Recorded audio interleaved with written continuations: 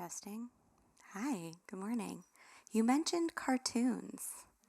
I knew you were going to ask about cartoons. I'm curious to hear how you fact check cartoons, or if you do.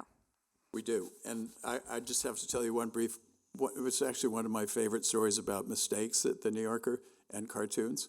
There's a cartoon, and I can't give you either a date or the artist on the cartoon, but it's a picture of two penguins sitting on somebody's living room couch. And they say, the caption says, "We prefer to be known as Arctic Americans."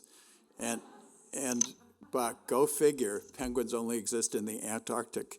And the mail we got was just off the charts. What happened? You people used to have fact checking.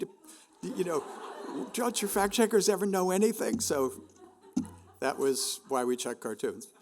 So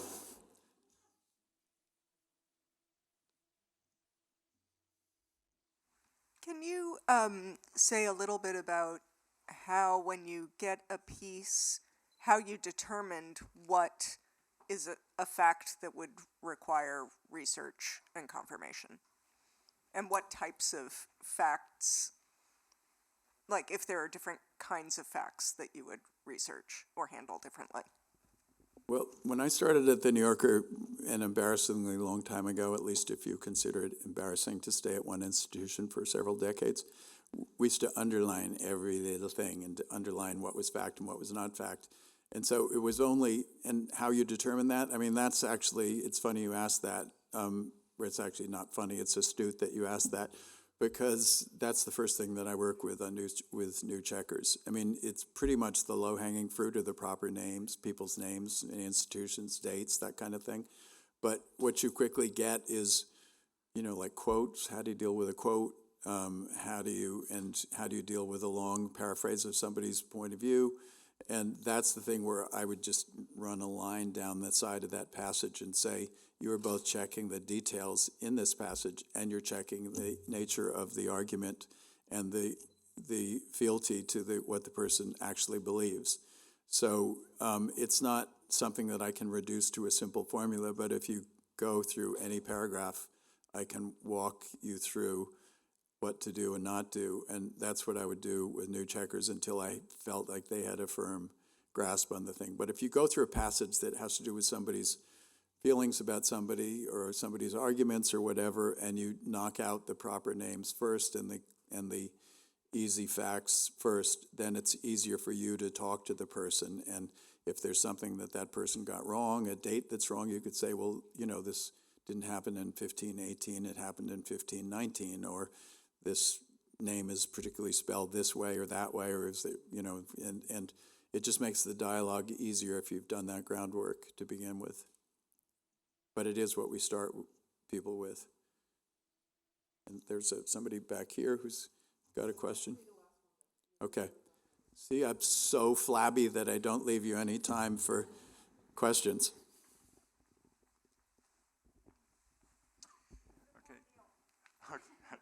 I'll try to keep it short. Okay, Mr. Canby, do you have any thoughts about the general societal issues that the whole New Yorker approach of being so carefully checking facts represents, in the fact that so many people in America and around the world have no reverence for the whole concept of fact checking, of being aware of what one is saying? The majority of Republicans continue to believe that the election was stolen, and people see things on the internet and take that as truth, and they're very distrusting of the major media, probably including the New Yorker, and live in some world in which fact-checking is almost irrelevant or stupid or some elitist plot. Do I have a comment on that? Well, I more or less agree with you. But what I think is that it's just what I've talked about. If when you call up, we had one particular checker who was really good on right-wing ranters. I mean, she was kind of a left-wing ranter herself. And I don't say that with a value attached to it because, who knows what wing I'm on. We won't go into that, not that you need to know anyway. But I just feel like every time you reach out to somebody like that, and if you find them, which you don't always find, if you find them receptive, that's the kind of dialogue that we need to have to get around this And I was talking with a friend of mine, I had lunch with a friend of mine last week, who's a guy who just more or less retired, and he's in the financial world, and, so he's not a person who automatically you would think of as a liberal, but we were talking about election deniers, and I said, do you think these people actually believe it? And he said, no, none of them believe it at all. So it's, of course, some of them probably do, but in his community, they don't. And I just think it's important to try to figure out ways to have dialogue. We can't control what happens in the internet generally in the world, and it's pretty hard to figure out how, say, any government could police the internet, although maybe it's necessary. I mean, look at Elon Musk and Twitter. I mean, he's kind of firing all the arbiters. So it's a terrible problem, and I think people need to think critically about what the internet is used for.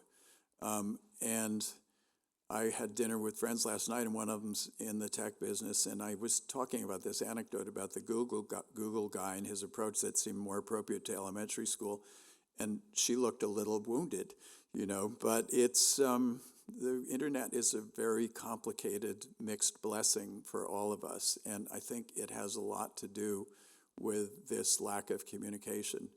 And that's why, in a funny way, that's why I really wanted Checkers to speak to people and not just deal with them on the internet, because when you speak to them, there's an act of respect that's part of it. And of course, you can't speak with all the however many billion people live on the globe, but I think everybody has to do their part to engage in some kind of a dialogue. So in a nutshell, I could go on about that, but I think that I'm being shut off, so.